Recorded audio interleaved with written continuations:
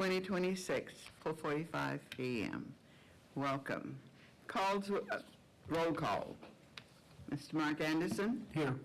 Mr. Harry Block? Here. Mr. Bruce Mandrick? Present. And please note that Board Member Director Jack Turner is participating in today's meeting via teleconference due to just cause circumstances permitted by the Brown Act Government Code Section F2A and 1.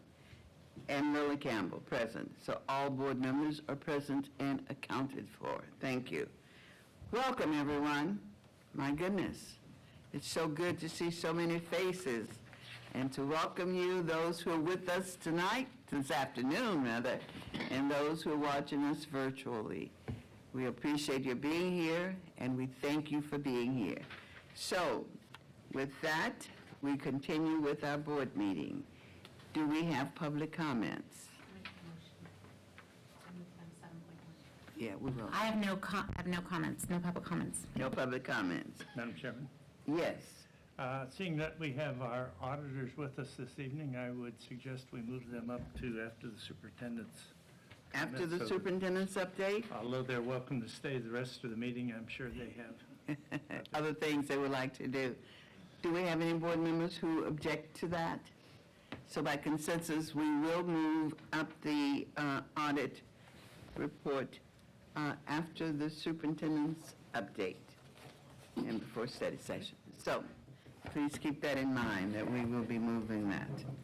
All right, and so with that, we are now ready to hear wonderful things from our superintendent. All right, thank you, Madam President. First of all, I want to say to the board as well as to everyone, Happy New Year. This is our first meeting of 2026, so we're really excited to kick off another new exciting calendar year. It feels weird in education to say, a new year because we go so much with the school calendar, but we welcome you to a new calendar year. To all of our audience members, welcome. We're really excited. I know we have everybody here that wants to hear the audit report, but really we're going to recognize some students here in a few minutes, and really happy to see them here from EPIC tonight. Definitely hope everyone had a restful and joyful holiday season. I want to just take this very brief moment and share that January is School Board Recognition Month, and so I want to, on behalf of staff, to recognize and to thank our Board of Directors for really your support, your guidance, your commitment, the time that you give. It takes a lot of time and energy to visit our school sites, to read the materials that we give you, and every day you show up for this work with heart, and truly you are champions for the work that we're doing, and on behalf of staff and our students that are here, we just want to say thank you. So if you will join with me and give our board a round of applause. We give you flowers, too, for all you do. Thanking you. All right. So even though we're now past the holiday season, I did want to share with you, you'll see some pictures up there, that we had a really special holiday season, and I want to recognize a special moment that we had before winter break. Our Sava Fire Science Pathway students teamed up with Santa Claus to visit our elementary school sites and students. For one of the visits, we even had our partners at the Sacramento Metro Fire to join us, and really making it meaningful, not only for our high school fire science students who had a chance to spend some time with professional firefighters, but also they got to experience a real-world moment of, having that connection in the field that they themselves are preparing for. So really proud of that work. I believe I heard someone say that this is the first annual, so we'll see how that happens. We continue to do a lot of work with our community schools partnership. On last week, Assistant Superintendent Elliott hosted at Sava the community schools community of practice meeting, where we had team members and partners from Sac City Unified, as well as the County Office of Education, our regional technical assistance providers at both Scobie and Placer County, come out and not only do a tour, but also just participated in a panel discussion. You'll see the picture there of the full group there at Sava, just having the opportunity. I am really proud of the work that we're doing with community schools as we continue to show ourselves as leaders in this area. We officially kicked off our Coffee with the Cabinet series. We had our first round with CCCS TK8 and then COA Middle School. I was trying to figure out what that picture was in the middle, but then it hit me. I actually was playing soccer with a kid in front of the school, which we probably shouldn't have, and probably got in trouble, but that's okay. These visits really have created a great opportunity to connect directly with our staff, hear their thoughts, their ideas, and better understand what's happening. This morning, we spent some time at GIS, and that was, again, another wonderful, exciting opportunity with our staff, just sharing with them firsthand what's happening. I look forward to visiting the remaining schools over the course of the next couple of weeks. We do have a couple of upcoming events. One, we have our Sava mid-year graduation that will be happening this Thursday at Sac State. Really excited to be recognizing our Sava mid-year graduates. We have our Community Schools Summit, which will be coming up February the 5th at 4:30, and that's going to be hosted at our Dudley C building. And then our next kind of big major organization-wide event will be our May 1st breakfast, which is our Portraits of Promise. And this is an event that really we're excited to be showcasing and highlighting our students and the work that they have done as we fulfill our mission of our Portrait with a Graduate. The final item that I would like to really, which is the most exciting anytime we get to do something with students, I want to recognize our student athletes from EPIC. These students, my goodness, they are middle school volleyball champions. So let's give the EPIC Owls a big round of applause. These students had a phenomenal and outstanding season, showing teamwork, discipline, and determination throughout the entire season. So if you'll join with me and, hey, how you doing? You're just in time. Stay right there. Yeah, come on in. We want to welcome our EPIC student athletes to come to the, I know, perfect timing, to come to the front.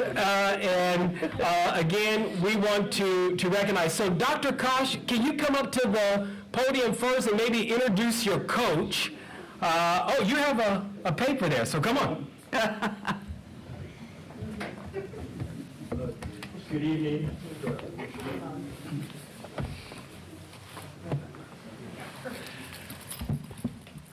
All right, good evening, everyone. I'm Dr. Kosh, the principal of EPIC, and on behalf of EPIC and Coach Molly Evans, who unfortunately is not able to be here, I'd like to congratulate our volleyball team for their championship. The students demonstrated great skill, perseverance, and sportsmanship, and made EPIC proud. So, yeah, let's give them all a big round of applause, and we'll take a picture.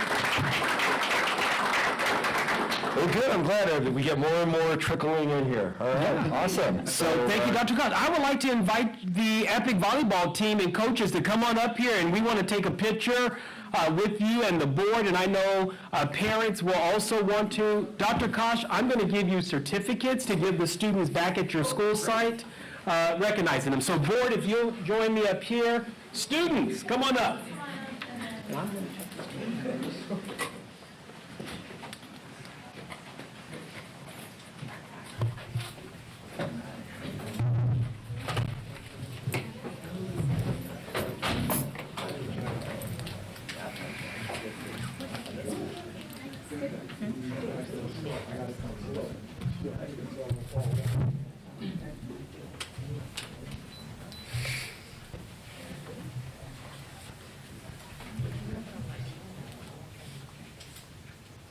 We'll hold, after she takes her photo, we'll hold so the parents can all take a quick photo.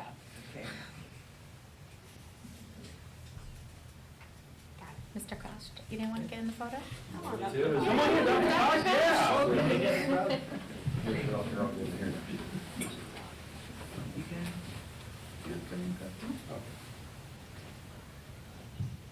Okay, then the parents can take a photo real quick. Yeah. Did everyone get a photo? Do you want a photo?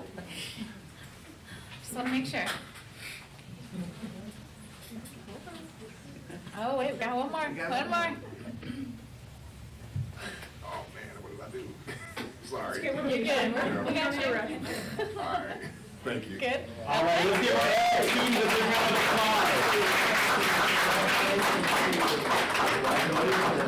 The principal has your certificate, so. applause. Yes, and so he'll get those back to you at your school sites. Sure. Either at the city. So that you can keep them safe as you go out the door. Sounds good. All right, thank you. Congratulations. Thank you for coming.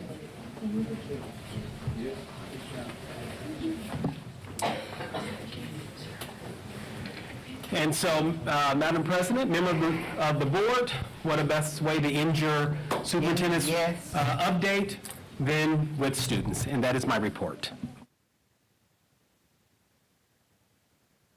Okay, thank you again, students, staff, parents. Parents, would you raise your hands, those who are still here?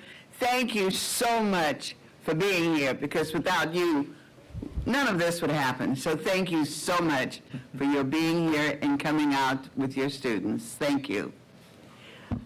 All right, any other comments from board members about the superintendent's report or anything?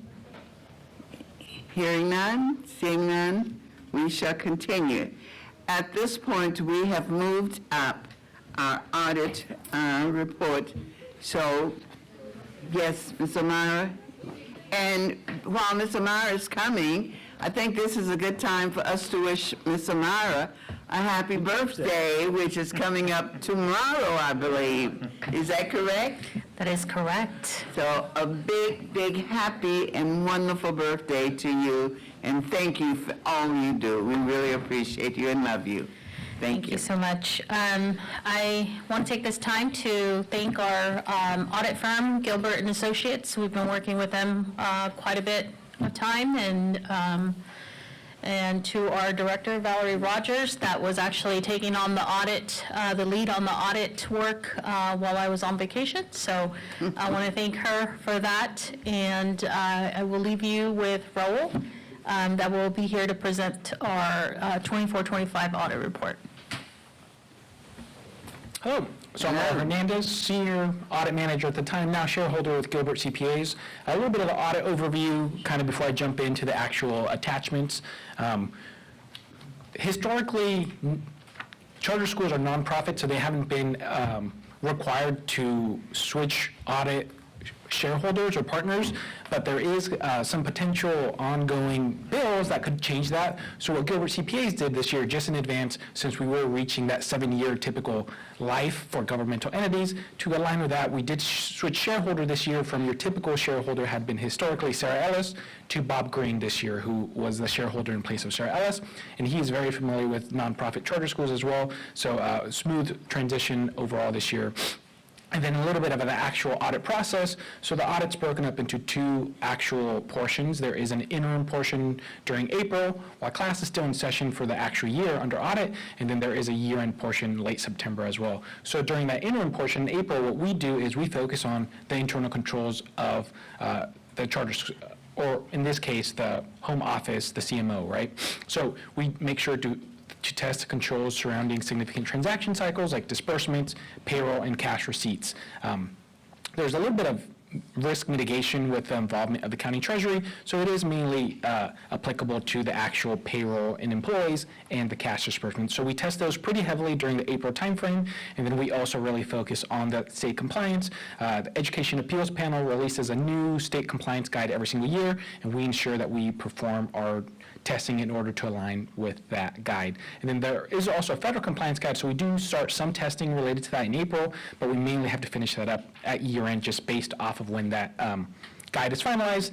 This year was a little bit unique in that that guide was actually not finalized with the federal shutdown, and it wasn't able to be finalized until I think the day before Thanksgiving. So there was still a little bit of work that needed to be done early December, just making sure everything aligned with the final compliance supplement. We were still fortunately able to issue by the statutory December 15 deadline, although most typical LEAs and charter schools were easily given extensions due to the delays caused by the federal shutdown and the finalization of this guide.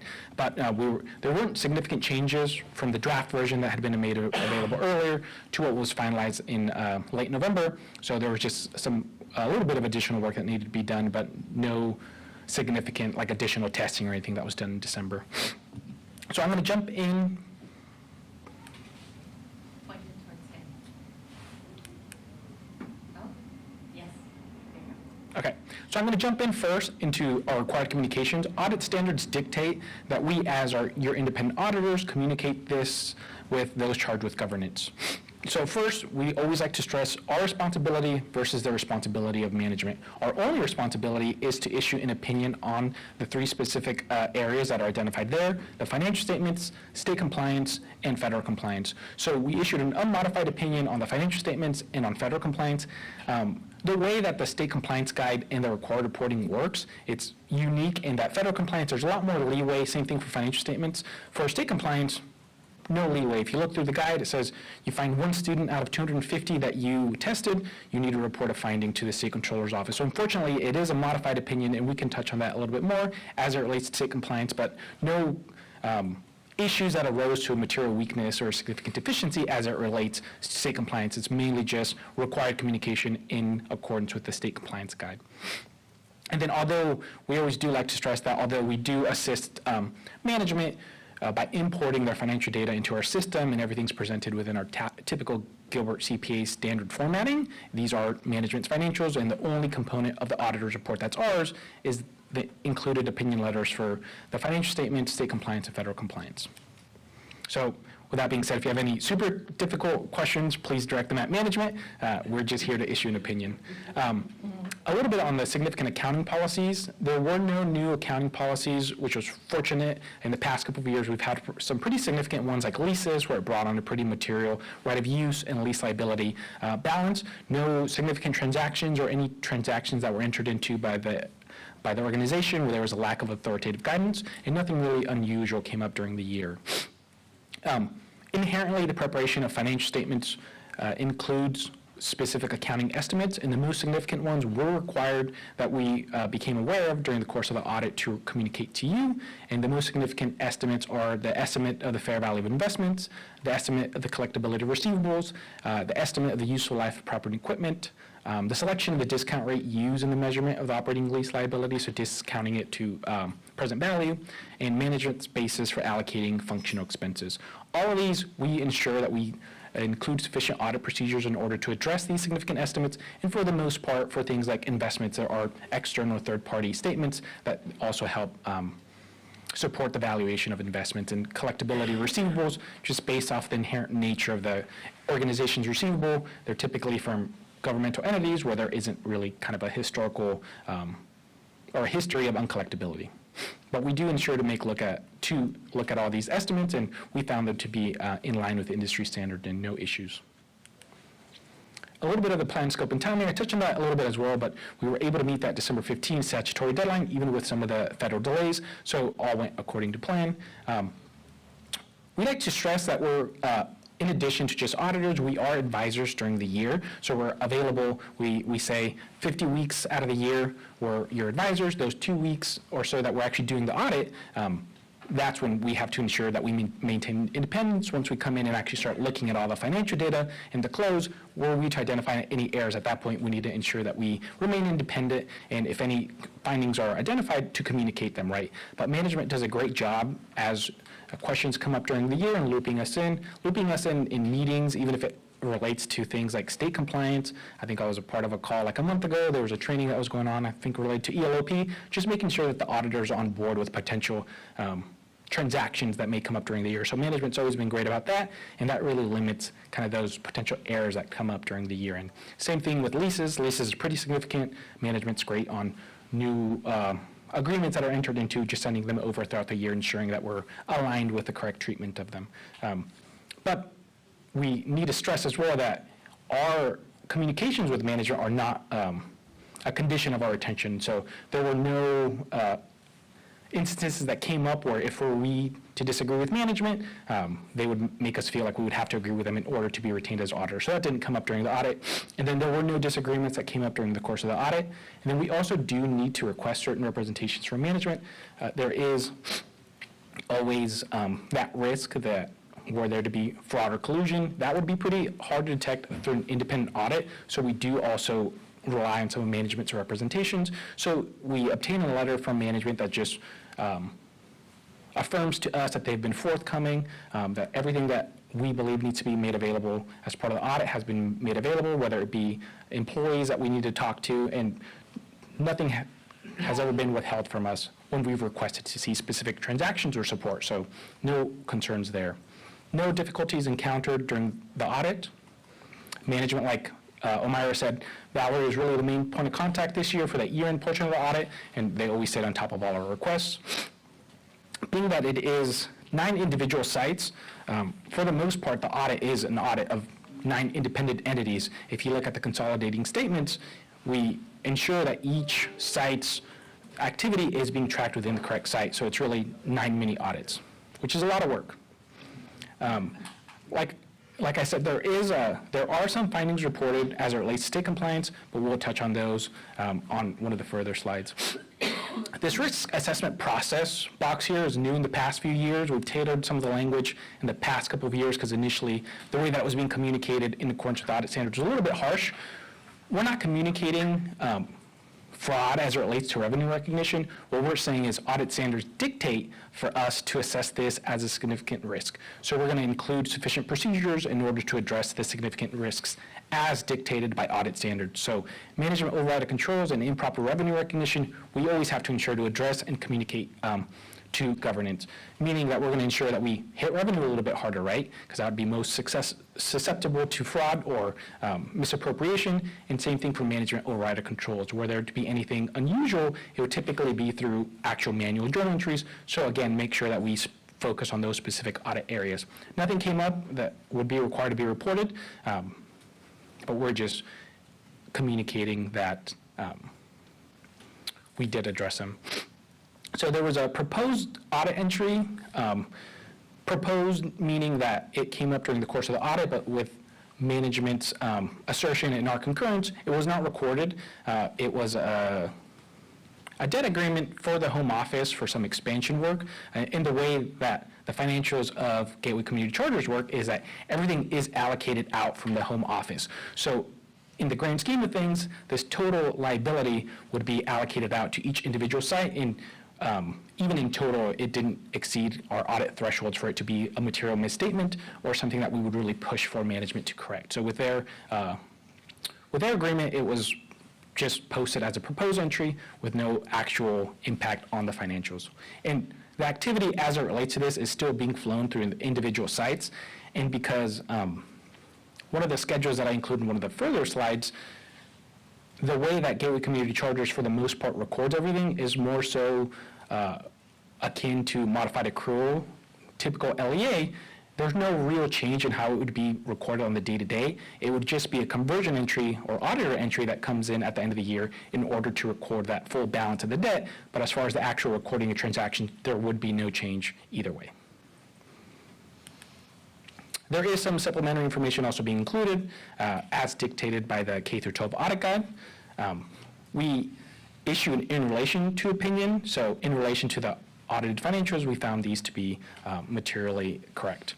Other information we don't issue an opinion on, it's just being included because it's required. But were there to be kind of material inconsistencies that came up during our review, we communicate those with management as well.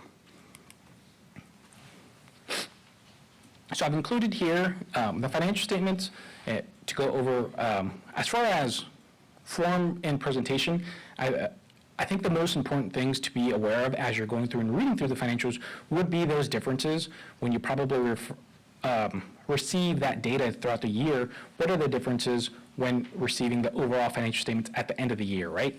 So the main things would be property and equipment, the right of use asset, operating lease, and then the related lease liability for operating leases. So these two specific items wouldn't be typically recorded as like an asset or liability on the typical fund data that would be received.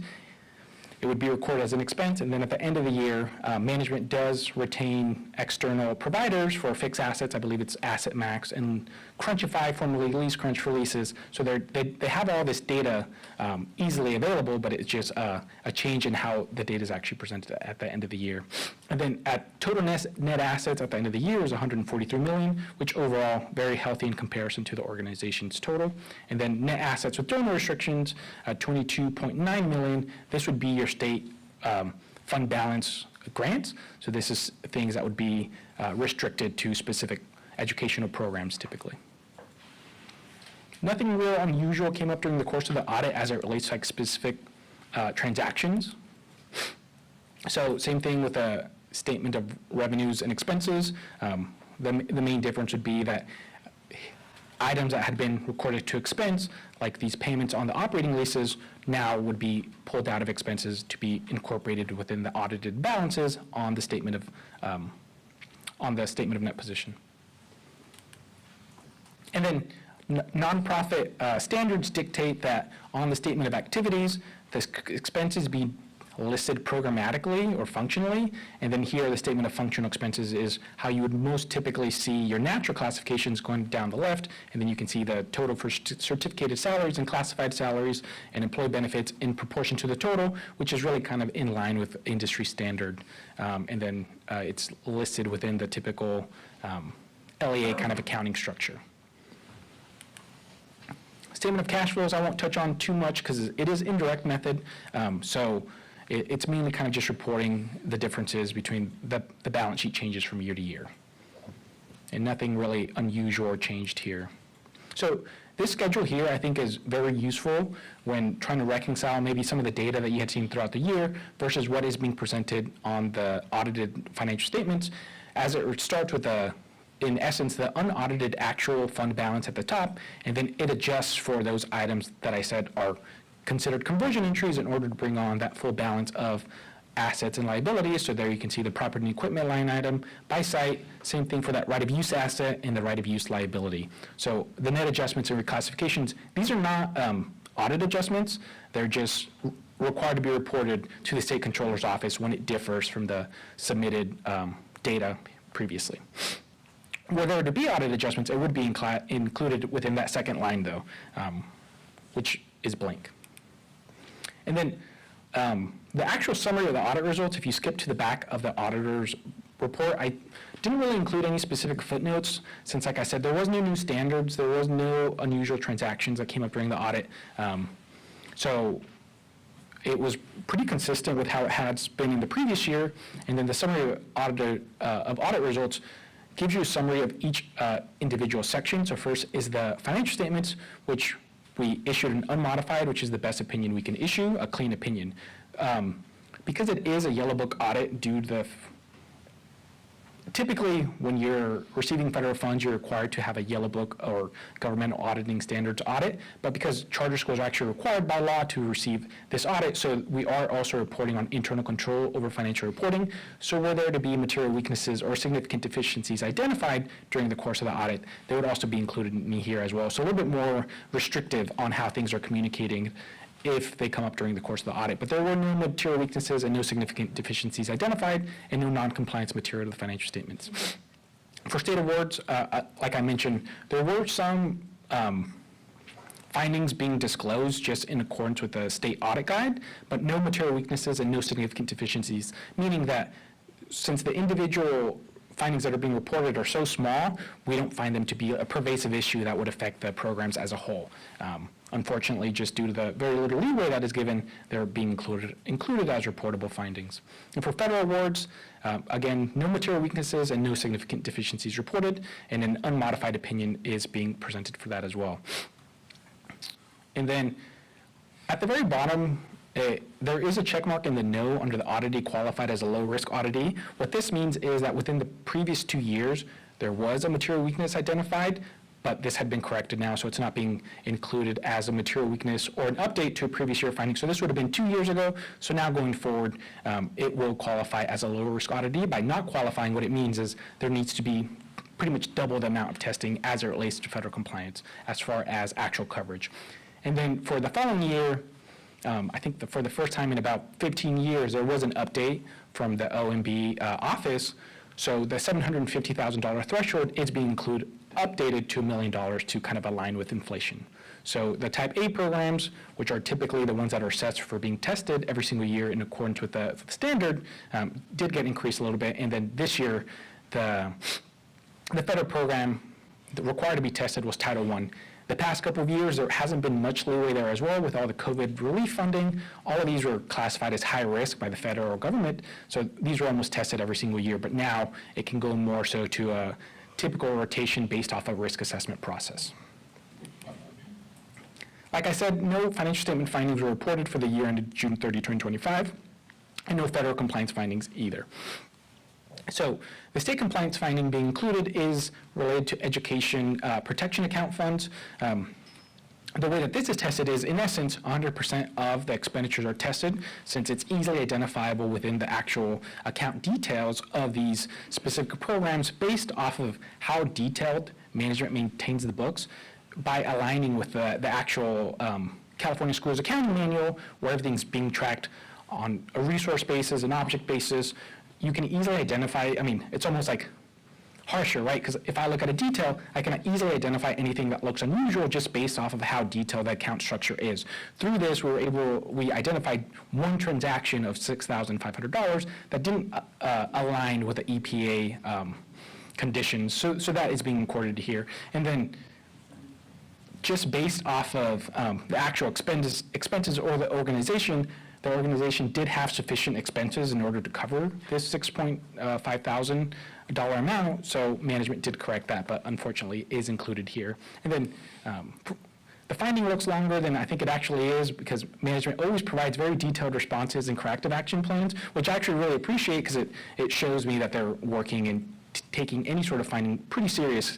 There's definitely been other entities that we work with when there are these small kind of state compliance findings, where they'll provide like one or two sentences where it's like, hopefully it gets corrected in the future years, but it makes me confident that management will look into these. And then for immunizations, this is actually a repeat finding that has come up, I think maybe in the past few years now. But again, this is very specific testing, and most of these testing areas are really outside of the control of management. They can do their best in order to provide training, right, and suggestions, but this is mainly kind of handled at the site level as students are admitted. So there was one student identified of hundreds of students that were probably tested that didn't meet the conditions for claiming attendance based off them not having the required immunizations prior to that, the lapse of that 3-month conditional attendance period. So the finding that's being reported aligns with what the State Controller's Office dictates in the CDE as far as the calculated penalty. But again, it was just one student, and then the derived value of ADA is obtained directly from the CDE, and that's how that penalty is being calculated. And then, like I said, no prior year financial statement findings for 24 or federal for 24, so that material weakness that was identified during 2023 will, with not having any findings now that were material weaknesses, will go away for the next year's audit. And then there is an update on previous state compliance findings. In the previous year, there was one error identified during attendance reporting. I think it was really just reporting. The codes that were used within the actual attendance reports had to be corrected as part of the audit, but there was no similar instance that came up during this year's audit. And then there was, unfortunately, a similar instance that came up during the course of last year's audit related to immunizations in that conditional attendance being past the conditional period. So that is it as far as the results of the audit. Any questions, anything you would like me to go a little bit more in detail on? Board members, any questions, anything that you want more questions, details on? Bruce, anything? All right. Thank you. Well, my goodness, thank you. Thank you so much for your report and all of the... Yeah, and like I said, for the size of the audit, it is really kind of an impressive feat to not have any form of findings as it relates to financial statements, and even the state compliance findings that are identified. with the breadth of testing that is conducted on each individual site, I think one thing important to be, for the purposes of state compliance, each site is their own individual opinion unit. So each site is Right. tested individually for state compliance, so that's why there is typically a lot more that comes up during those state compliance procedures, because we're testing each individual site, meaning we're going out to each site, testing their absences, testing their transitional kindergarten, so that's typically why this is the area with the most identified recommendations and findings. I think, Bruce? Yeah. And just want to thank you for your work. Like you said, it's a very complicated audit. I've been through a lot of audits, and which also means it's a very complicated budget and practice and so forth. And the fact that there really is nothing material at all to report just says Yes. that the whole staff is doing a good job throughout the whole organization. I mean, the audit covers virtually everything in the organization. So that just means everybody's well-trained, working hard, and knowledgeable, and I really appreciate that. It's great sitting at this level and knowing things are being taken care of as well as they are. So thank you all for that. I agree with everything Bruce has said. We are sitting here on the board feeling very good about what has happened in this organization. And we thank you for the report, verifying what we thought should be. And we're happy to hear that our thoughts are correct. Definitely, yeah, good team in place. Yes. Always happy to work with them. Good place to be. Thank you so, so much. And thank all of you for working so hard. Everyone, we appreciate it. Anything? Thank you for being here tonight, and we appreciate your report. Thank you. Have safe travels. Okay, and now let's see where we are. Madam President, before we move forward, Yes. staff would ask that you do vote on item 7.1, which would be the acceptance of Yeah, the the 24-25 independent audit report. Thank you very much for bringing that. Yes, and so I will need a motion to accept the findings of the independent audit report. I'll move approval. Second.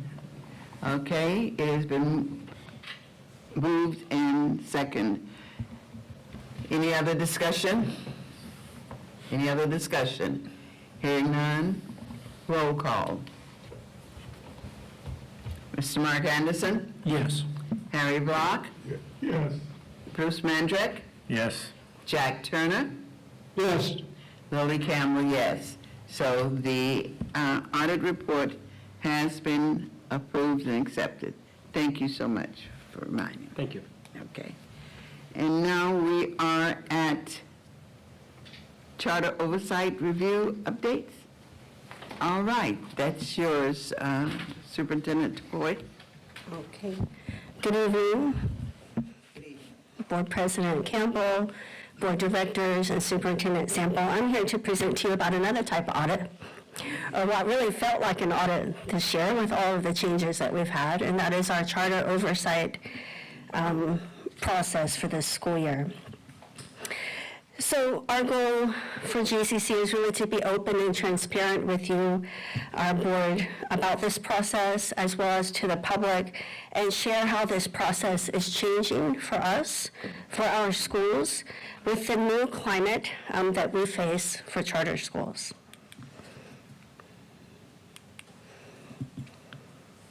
As a reminder, California Ed Code requires chartering authorities to provide oversight for the schools they authorize.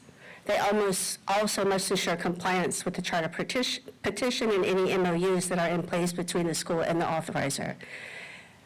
California Ed Code requires that they identify a school member as their contact, that they have an annual oversight visit.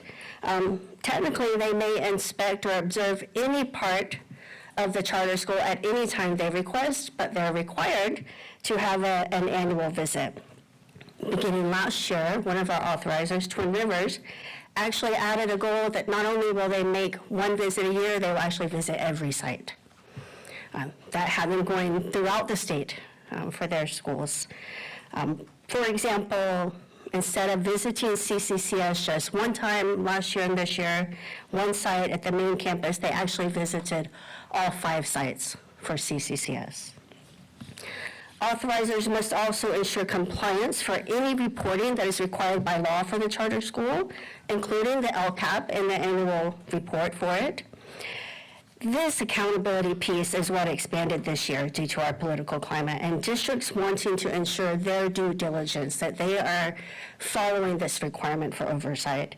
And also they monitor our school's fiscal condition. So looking at that piece that was extended and expanded this year is documents that were requested and reviewed by our authorizers in 5 major areas. So first is governance and compliance. That's really about you and our board policies, which are all publicly available, as you know, but we also still uploaded them and directly gave them to our authorizers. For financial and fiscal oversight, we of course submit all budget reports, all audits, all attendance calendars, and monthly attendance reports, as well as this year they asked for ASB, Associated Student Body documentation, including accounting of cash and deposits. And then in terms of academic oversight, they reviewed all testing data, our professional development plans, our MTSS plans, our instructional minutes, and our federal program requirements. For our TR visits with their school site visit, they also required us to complete pre-visit forms and give them assurance statements and submit safety plans and maps. They are also reviewing our admissions policies, our admissions processes, our enrollment, and our attendance policies. So I just want to pause on this side. While it looks like just a lot of bullets, it actually represents a lot of work that we've done this semester. Just to kind of admire it for a minute. And I want to thank the people who have supported us in submitting all of these documents to Twin Rivers specifically.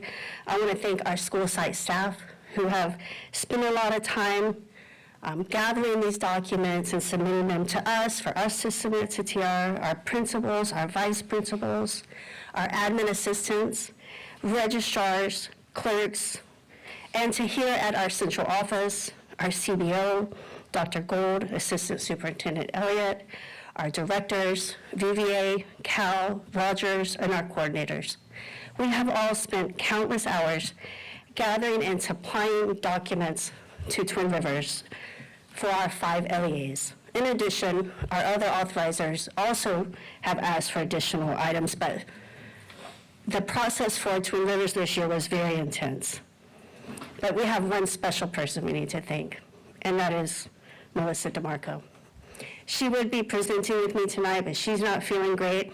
But she really is the person who has kept us all in line and on track. She has created very detailed spreadsheets for us and systems that have helped us stay organized and submit this information in a timely fashion in the format that each district requests. So Melissa, thank you. We appreciate you. And our goal is to kind of ensure that we distribute this work so it doesn't all fall on one person. And thank you again to the sites. So how do we submit all of this documentation? Each authorizing district has their own system as well and their own preference. And so we have to, of course, follow what they request. So this slide illustrates how each district wants us to submit. Twin Rivers, Sac City, and Elk Grove all use online platforms, all different, because of course it can't be the same. Smartsheet, DTS, and Epicenter, and San Juan asked us to submit by email, and Yolo County has us do a presentation in person every year and submit through a digital binder. We submit these documents to Melissa, who then has access to these platforms, or to Superintendent Elliott, who also has access, and they submit to the authorizers on behalf of the schools. In addition to all of the document review online, Twin Rivers, as part of their process this year, added in on-site document reviews. They asked to review a sampling of student CUNE files, home language surveys within those CUNE files specifically, individualized education plan files, IEP files, school site council, and DLAG documentation. And then they actually came to GCC to review our personnel files with our Human Resources Department. So overall, our documentation review yielded mostly commendations with just a few suggestions for improvement. And in response, our special education team and our student services has already instituted updated processes and trained our site staff on these requirements and maintenance of their folders. So strong commendations came from Twin Rivers to our Human Resources Department, Director Berrigan and her team, and they recognized their exemplary organization and maintenance of our employee personnel files. So before you tonight and attached to the board agenda, you have the 5 site reports from Twin Rivers for each of our 5 schools. This is the second year we have received these reports from Twin Rivers. So I'll share with you some of the commendations and recommendations for each school authorized by Twin Rivers, and also share if we have received any formal notices of complaint or concern. But while the process was more intense for Twin Rivers, I do just want to also say that it was still a very pleasant experience. Our Twin Rivers charter contact is Sherry Lynn Warta, and she is always a pleasure to work with and to communicate with. She's very positive, very timely, very detailed. And in addition, Twin Rivers contracted with Ryland SBC to support them in this work. And the Ryland consultants were Scott Lehman, who you might know, a former superintendent of the area, and Dr. Nathan Herzog, who is currently the Dean of School of Education for Biola University. So just having them be present at our school sites, when we get commendations from people like this, it means something. So I'll start with Community Collaborative Charter School today. Some of the commendations to highlight was the wide range of flexible learning models that Community Collaborative School offers. Twin Rivers calls them the kitchen sink of charter schools. They offer pretty much anything you would want. CCCS offers that. They have had growth in students and enrollment this year, but they've also grown their dual enrollment and their CTE programs and credit accrual for students. That increase was notable. And of course, launching Connections at Gateway was also noted by them as a response to community needs. A couple of the recommendations to highlight was addressing the facility issues at TK8 site and the HVAC there, and addressing the enrollment decline at some of the sites. We did receive a notice of concern from Twin Rivers for CCCS last school year, and it was in relation to site locations, which is what led to us submitting a material revision, making sure we update our charter petition to reflect Connections at Gateway. Looking at Community Outreach Academy, is that where we are? Yes. For COA, they definitely commended them for their strong community engagement. We know this about COA. They're commending things that we also commend COA for. They have a very strong reputation in the community, and both sites, the elementary and the middle school, maintain wait list. They have innovative instructional practices that was observed consistently across all classrooms. It was very interesting in our debrief at the end of the day. Mr. Lehman actually cried. He got a little bit choked up when he started talking about the wonderful things he saw at COA, because he was so impressed with the high level of instruction that he saw in every classroom and the care and concern from the staff. So I just want to make sure that we commend them for that. And really the only recommendation was find a way to offer COA to more students who are on their wait list. Yes. For Futures High School, also, for all of our schools, more commendations than recommendations, but they were especially impressed with the expanded academic and extracurricular offerings at Futures. Even though they had a slight drop in enrollment, they still managed to offer really innovative practices for reaching students who are at risk or below grade level. And they do this through their MTSS processes, their quest time, and their differentiated courses that they offer for English language learners. And they noted the Community Schools Grant as being a very strong positive impact on the site. They did recommend for futures just doing a deeper dive into why they might have dropped in enrollment, which the site has already done with Dr. Gold in our data department. For Higher Learning Academy, they recognized that the program we offer for Higher Learning Academy, a full-day program, is definitely of benefit to that community. In addition, it's the only international baccalaureate program that is offered in that location, in that area for students. The robust MTSS systems and tiered academic supports were also of note. They did recommend strengthening IB training, which the site has already done. They did on January 5th, and monitoring the California Dashboard for Academic Results, which of course we're already doing, as you know, with their school improvement plan. And then looking at SAVA, specifically for Twin Rivers, some of the commendations from TR was the strong support that and the option that SAVA is to students who don't, who don't thrive in traditional school settings. SAVA is providing a great option for these students where they can come, somebody knows their name. And they noted that the site is very proactive. The small class sizes really helps to build relationships between the staff and those students. And of course, they noted their CTE, dual enrollment, and the opportunity students have to come on campus for live classes.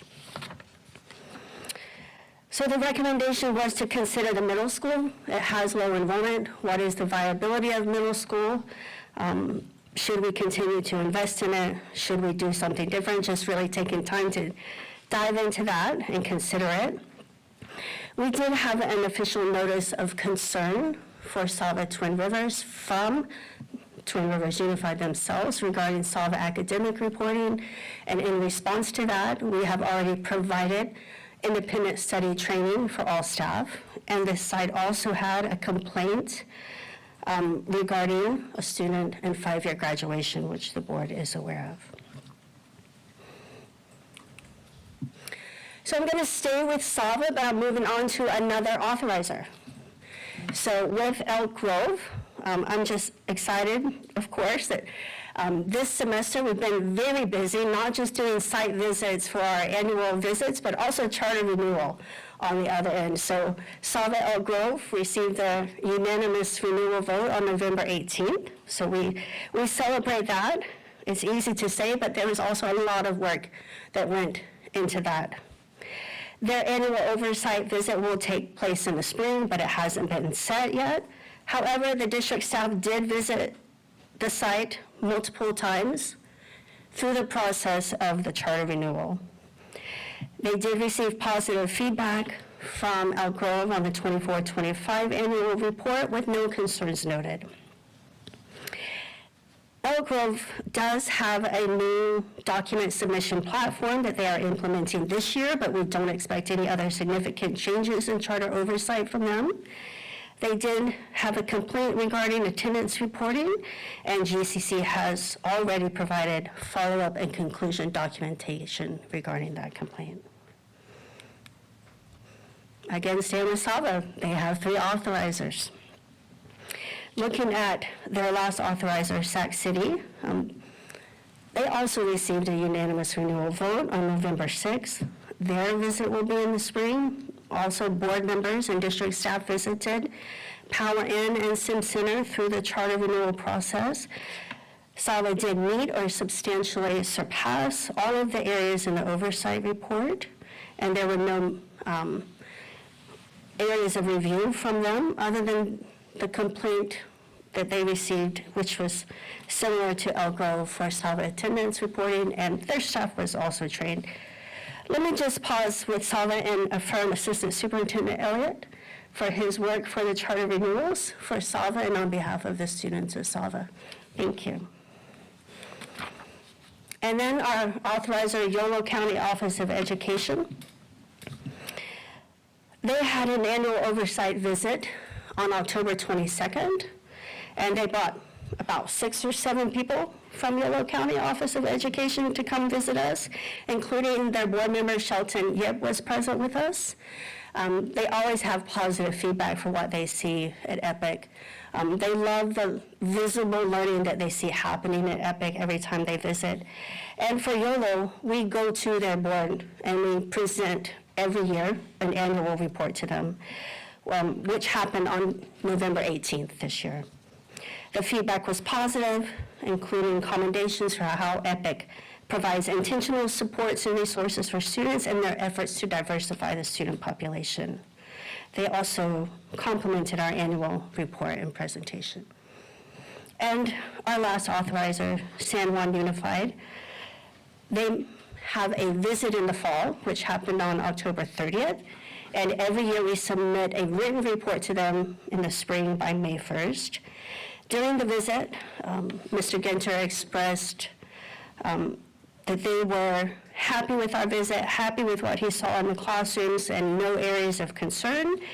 And they are possibly moving to a more detailed oversight process, just like Twin Rivers or our other districts.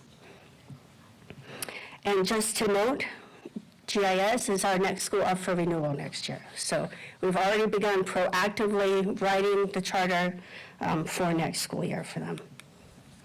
So in summary, across all of our authorizers, our schools receive strong commendations for flexible and innovative instructional models, implementation of multi-tiered systems of supports, a high level of staff commitment and positive school culture across sites, and commendations for our expanded CTE, dual enrollment, and enrichment opportunities before and after school for our students. Our next step is to continue to plan and support for timely submission of these documents and distribute this work. Strategic planning related to enrollment and facilities, monitoring our school dashboards, all 9 of them, for academic outcomes, and continuing to train our staff where needed regarding compliance. So overall, we're very proud of our schools. We know we have great schools. We know we have great staff. And every time we have a site visit, we're happy to brag on what's happening at our sites for our students.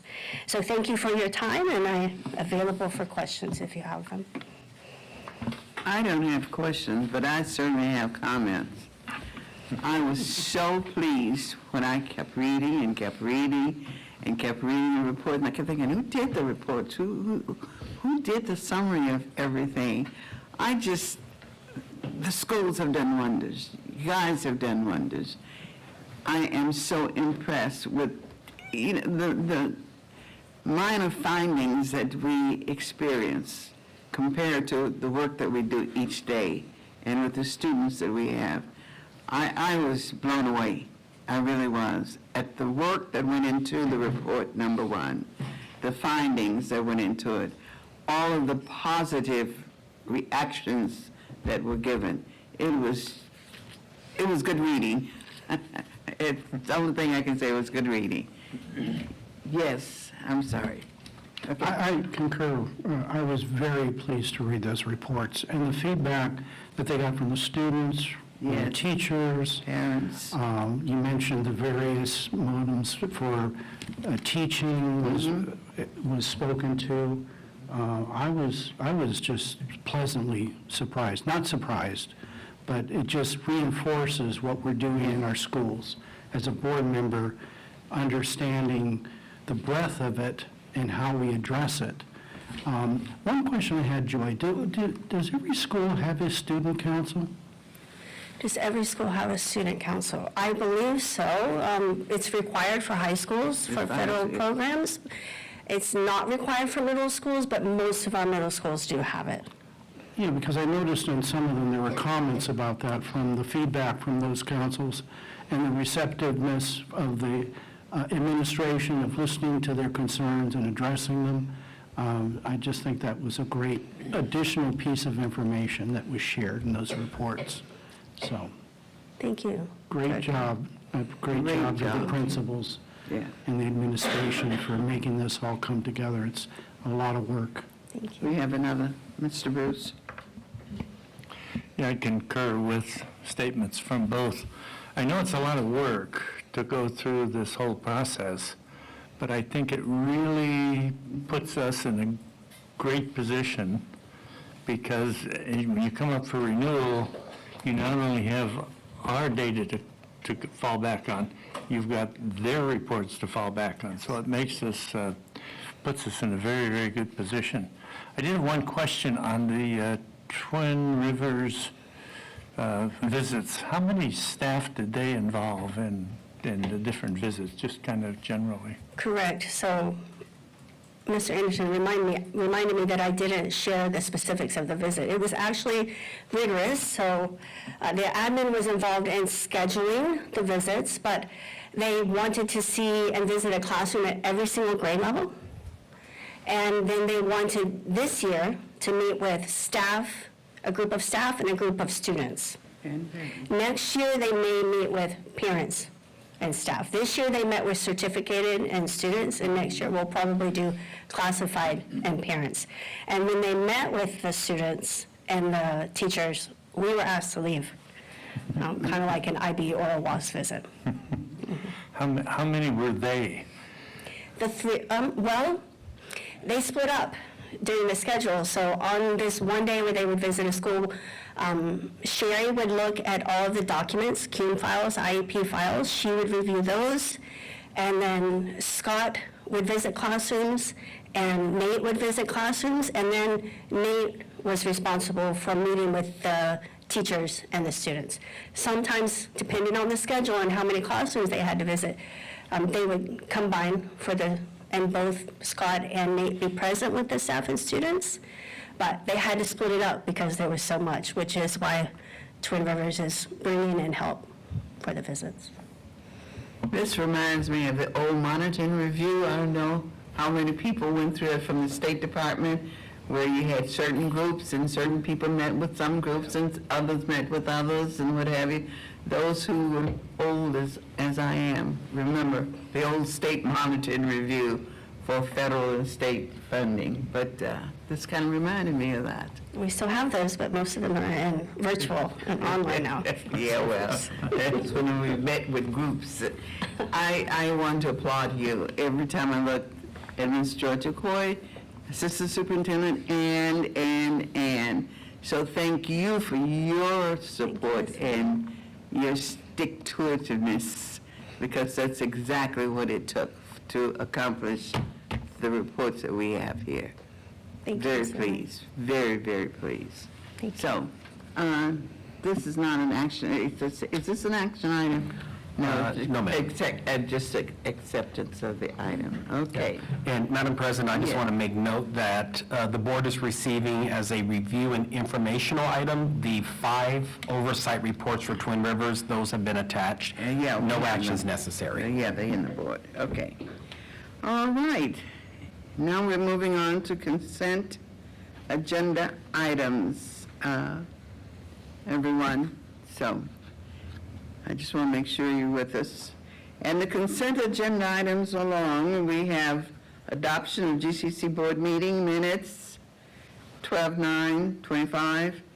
Approve adoption of GCC special board meeting minutes, 12/9/25. Approve personal consent agenda, approve purchases over $30,000, approve 26-27 school year calendar, approve 24-25 school accountability report cards, SARC. And they're all listed there for all of our schools. I don't need to go through all of them. We have them listed there. And for the record, for the people, it's all of the 9 schools. And we're approving the accountability report card, SARC. So those are the items for consent agenda items. I will entertain a motion. Move to approve. Move to approve. Second? Okay, we have a second. Any other discussions or questions Any discussions, questions? Hearing none, roll call. Mr. Mark Anderson? Yes. Ms. Harry Block? Yes. Mr. Bruce Mandrek? Yes. Mr. Jack Turner? Yes. And Lily Campbell, yes.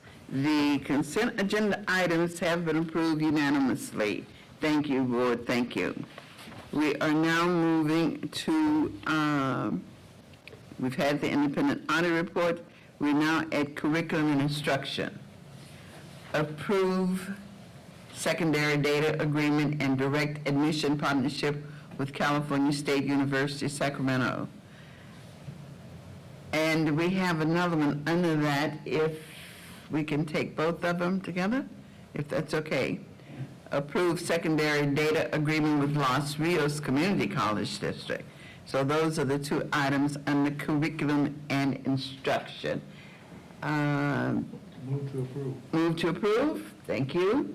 Second. Second. Any other discussions, questions, comments on that item? Hearing none, seeing none.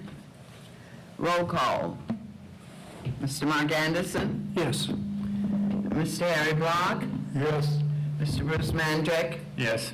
Mr. Jack Turner? Yes. Lily Campbell, yes. So curriculum instruction, two items have been unanimously approved by the board. Our next item is under central administration.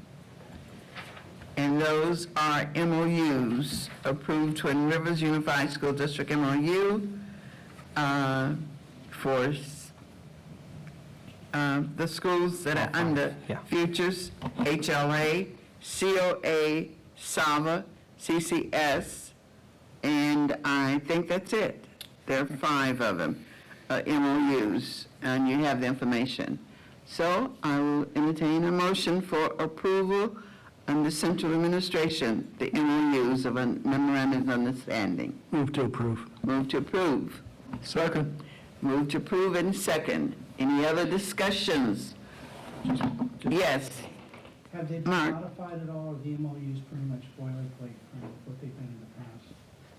I didn't understand the question. What was, I was just, if there were any, turn your mic on. Oh, sorry, thank you. Just a question about the MOUs. Was there any adjustments made to them, or pretty much the same boilerplate as we've had in the past? Very minor adjustments that were all reviewed by our staff and by legal and agreed upon by both sides. Okay. So we are very comfortable with them. Good, thank you. Yep. Okay. Any other questions or comments? Hearing none. Roll call on the MOUs for Twin Rivers School District. Mr. Mark Anderson? Yes. Mr. Harry Block? Yes. Mr. Bruce Mandrek? Yes. Mr. Jack Turner? Yes. And Lily Campbell, yes. So the central administration approved the MOU understanding, approved unanimously. All right. We are now under personnel. Board comments before we move into closed session. Yes. I just have a comment. I attended the basketball game at Futures and watched those kids play, girls and boys. It was a really great, they won. That's all I can say. They was great. Very good. I even saw somebody's son there I know. How do you do? He made a couple threes. A couple of threes, that's great. He's all right. Yeah, he's good. Any other comments from the board? I will be attending the Sava graduation on Thursday night, yeah, with the superintendent. Are you going to be there too, Mr. Mark? Great. So that's coming up. Anything else that we need to be aware of? Yes, Madam President, just two items of kind of personal privilege. I'd like to tell the board, while it just was approved without much fanfare, you really should be proud of your agenda item under curriculum instruction 8.1 and 2, which is the secondary data agreement, also known as SDAs, and direct admissions partnership with Sac State as well as Los Rios Community College District. Because with your vote, you became the first charter management organization to get through the entire process for these partnerships, which really solidifies our work that we are doing with higher education. And I see Director Madden back there. I think I saw Mr. O'Neill, very proud of the work that our CCR team is doing. This is huge for us, and so I just don't want that moment to pass by the board of just how huge this is for us to meaningfully partner with higher education. This is a big thing, and so hopefully our good friends, Julie at Sac State, will make a big deal of this because we're going to make one. But really proud of this. And I will tell you, Melissa will share this with you, we have given all types of information, so we were well vetted to get through this process to get this opportunity. And then also another just item that I'm very proud of, we as an organization as well as Futures High School will be participating as well as one of the key supporters of the Martin Luther King Jr. March that will be happening this Monday on the 19th of January. And for those who are very familiar with the area, the MLK March has been a huge part of the North area for a number of years, and so we're joining some of our other educational partners in Twin Rivers and Roebla Unified, again, being that first charter system to get out there and also, again, show our support of the community. And so if you're not doing anything on Monday morning, you can join Mr. Block and I. We're usually out there. We used to march a lot, but Mr. Block catches us at the end of the march. Yeah. Yeah, it's 8:30 in the morning, so, Yeah. but it is a way I'll to think about it. spend our money, so Monday. I'll think about Thank you so much. I really would. And thank you for that information on the curriculum instruction. We voted on it, but just to have the extra information, thank you very much. Okay, and so with that, we are now going to move into closed session. And items for closed session, anticipated litigation, Government Code Section 54956.9, closed section conference regarding real estate negotiations pursuant to Government Code 54956.8, and personnel matter, employee discipline, dismissal, release, Government Code Section 54957. Those are the items that we will be entertaining when we go into closed section, and we will be coming back to report out. So, with that, we shall take a break for closed session. Thank you.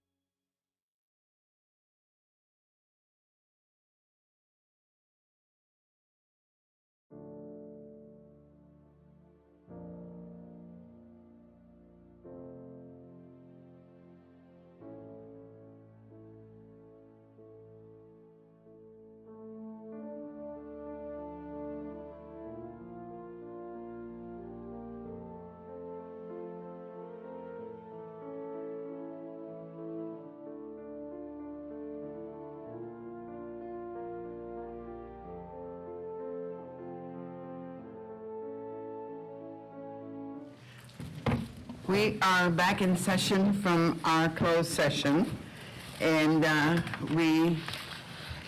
superintendent provided the board with an update on the following items: personnel matters, anticipated litigation, one case, and the third one is real estate negotiations, and gave the superintendent directions regarding finalizing ongoing properties.